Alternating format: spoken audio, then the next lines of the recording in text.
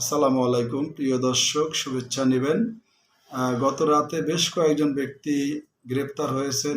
আপনারা জানেন বাংলাদেশে আগে যে স্বৈরাচার সরকারের আমলে যে অতি উৎসাহী পুলিশের আইজিপি ছিল, আইজিপি থেকে শুরু করে পুলিশের ঊর্ধ্বতন কর্মকর্তা ছিলেন, অতি উৎসাহী যারা ছিলেন তাদের মধ্যে সবচেয়ে মাথার দুজন লোক, সবচেয়ে সিনিয়র দুজন লোক যারা হচ্ছেন আইজিপি শহীদুল হক। আপনারা জানেন যে শহীদুল হক আওয়ামী লীগ থেকে নির্বাচন পর্যন্ত করতে চেয়েছিল, গত নির্বাচনে তাকে দেওয়া হয়নি, কিন্তু সে চেয়েছিল। এরপর একজন আছেন আইজিপি সদ্য সাবেক আইজিপি আবদুল্লাহ আল মামুন। আপনারা জানেন কোটা আন্দোলনে অতি উৎসাহী এবং হত্যাকাণ্ডের সাথে হুকুমদাতা হিসেবে উনি অঙ্গাঙ্গিভাবে জড়িত। গত রাতে গ্রেপ্তার হয়েছেন এই দুজন একই জায়গা থেকে।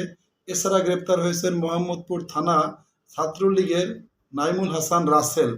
নাইমুল হাসান রাসেল সাবেক সাবেক আমেরিকান রাষ্ট্রদূত, যিনি ছিলেন বার্নিকাটের উপর হামলার আসামি। যে হামলা হয়েছিল সে হত্যা চেষ্টা মামলার আসামি। এছাড়াও মোহাম্মদপুরে আবু সাইদ হত্যা মামলার আসামি এবং আরও আনসার সদস্য দুজন গত রাতে গ্রেপ্তার হয়েছেন। দুইজন আনসার সদস্য, আপনারা জানেন যে আনসাররা যে অবৈধভাবে, যে উস্কানিমূলকভাবে যে বাংলাদেশে নব্য স্বাধীনতাকে নস্যাৎ করার উদ্দেশ্যে যে পায়তারা করেছিল, কয়েকজন আনসার সদস্য মিলে যা নেতৃত্ব দিয়েছিল, তার মধ্যে অন্যতম দুইজন আসামি কালকে হয়েছে। মিজান ও সোহাগ নামে দুইজন গ্রেপ্তার হয়েছে আসামি আনসার সদস্য। এছাড়া আরেকজন হ্যাভিওয়েট লোক, শিল্পপতি, তিনি দিলীপ আগরওয়ালা গ্রেপ্তার হয়েছেন ডায়মন্ড ওয়ার্ল্ডের থেকে। উনি ডায়মন্ড ওয়ার্ল্ডের মালিক এবং ডায়মন্ড ওয়ার্ল্ডের বিরুদ্ধে অর্থ পাচার এবং সোনা চোরাচালান থেকে শুরু করে অনেক ধরনের অনৈতিক কর্মকাণ্ডের সাথে সম্পৃক্ততা তাদের উপর পাওয়া হয়েছে, মানে অভিযোগ রয়েছে। এই অভিযোগে তাদের গ্রেপ্তার করা হয়েছে। এবং আপনারা জানেন এই যে শহীদুল হক এবং যে আইজিপি যে আবদুল্লাহ আল মামুন, দুজনের পর্যায়ক্রমে আজকে সকালে কোর্টে উঠানো হয়েছে এবং দুজনের পর্যায়ক্রমে রিমান্ডে জিজ্ঞাসাবাদের জন্য আবেদন চাওয়া হয়েছে 10 দিন করে। এবং আদালত শহীদুল হককে 7 দিন এবং আবদুল্লাহ আল মামুনকে 8 দিনের রিমান্ড মঞ্জুর করেছে, রিমান্ডে জিজ্ঞাসাবাদের জন্য মঞ্জুর করেছে।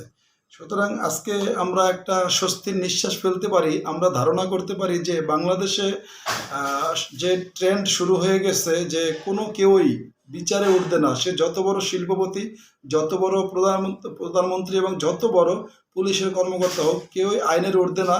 আইনের অপচয় যারা করেছে, যারা করবে, তাদের বিচার হচ্ছে, ভবিষ্যতেও হবে, এটা আমরা আশাবাদ ব্যক্ত করতেই পারি।